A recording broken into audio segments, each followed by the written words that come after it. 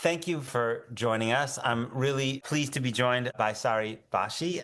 Sari is the author of a new memoir called Upside Down Love.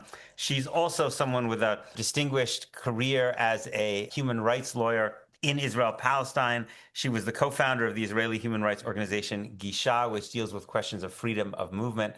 She's a former program director of Human Rights Watch, and she clerked on the Israeli Supreme Court. So, Sari, thank you so much for doing this. Thank you for having me. I'm a big fan of your Substack, but also your writing for a long time. So it's good to be here with you. The book is written by you, and your husband is referred to by a pseudonym. So I wonder if you can talk a little bit about what went into that and also how you dealt with thinking about the challenges, especially because Palestinians are so often in this discourse not given as much of a voice as Israeli Jews and as Jews in general, how you and he wrestled with talking about your story in a way that was going to be narrated by you and not by him. Yeah. So one of the things that we've had to get used to, and I think a lot of the book is grappling with that, is how do we come to each other as partners, as lovers, as equals under circumstances where the power dynamics are overwhelming in the outside world. So, in a room together, we are equal people who love each other.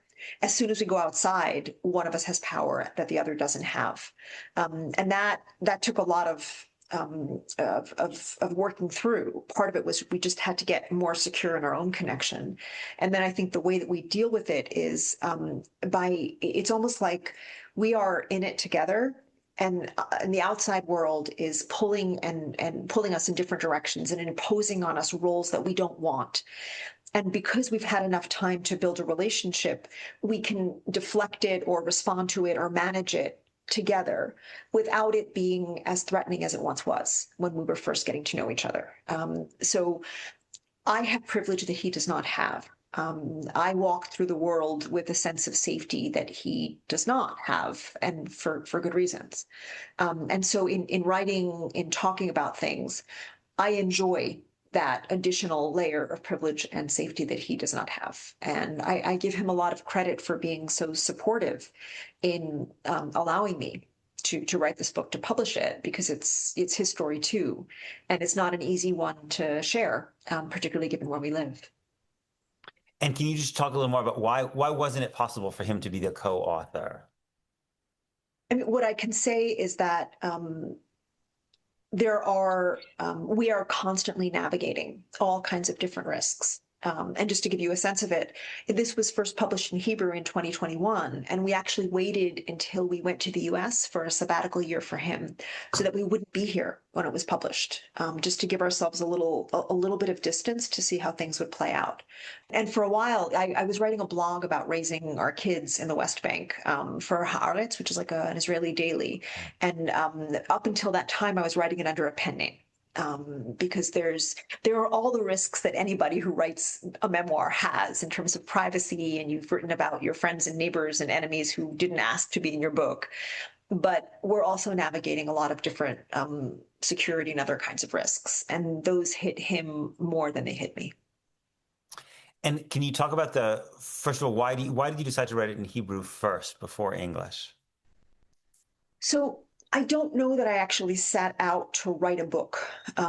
When I first met him, it was overwhelming.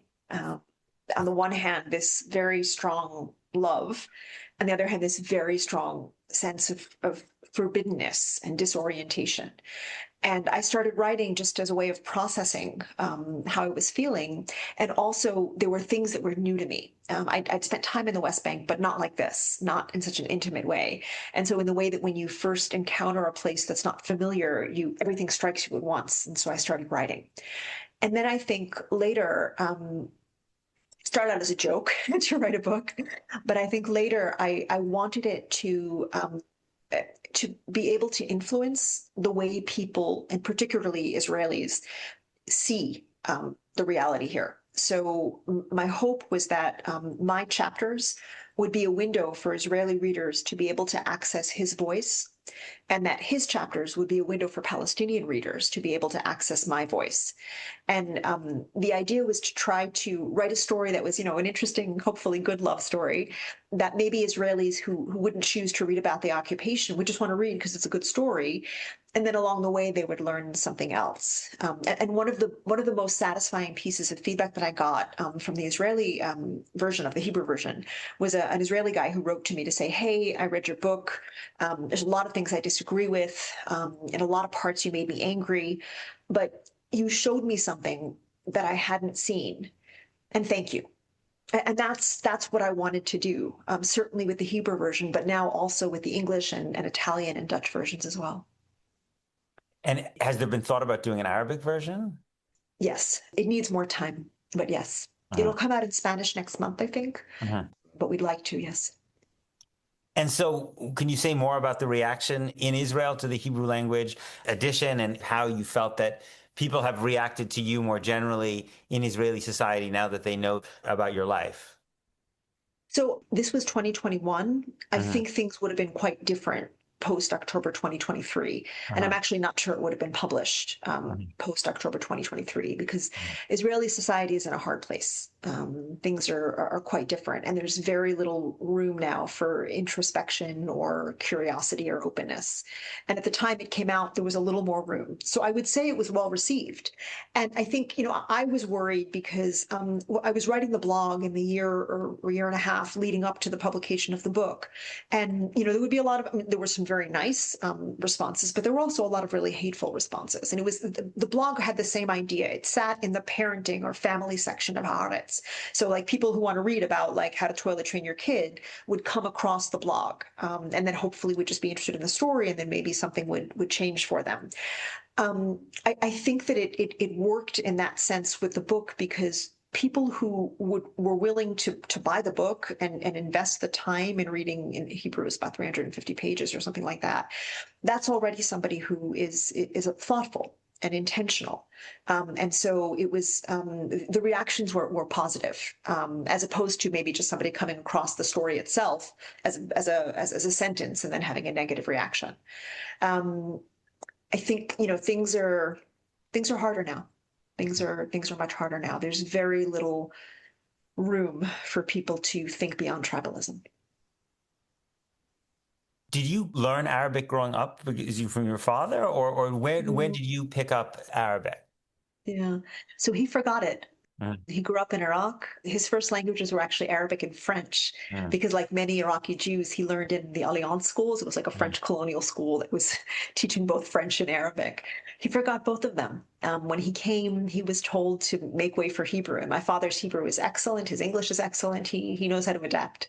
So I learned, I'd taken here and there a couple of courses in like spoken Arabic kind of in the evenings, but it was from living here. And that was, I write about this a bit in the book. It was actually this wonderful discovery, both for Osama and for me, because the languages are similar. And in me, sometimes I'll hear him say something to our kids in Arabic, and I'll say, "Oh, that's what that word means," because I'll recognize it from the Hebrew. Or for him, he actually had really positive associations with the Hebrew language. It sounds weird, but he worked as a child in Israeli construction sites, and kids pick up languages quickly. So he actually had really good Hebrew. And he liked it. He taught himself how to read Hebrew. And then later, as a young man, when he had violent encounters with the army, he was put in jail for protesting, and at different points arrested when they were doing roundup. So he developed a very different, more violent association with Hebrew. And I think through me, it's coming back, that kind of love for language and love for the similarities between the two of them. This has been a free preview of my weekly conversation. If you'd like to hear the rest and support my work, please consider subscribing at peterbeinart.substack.com.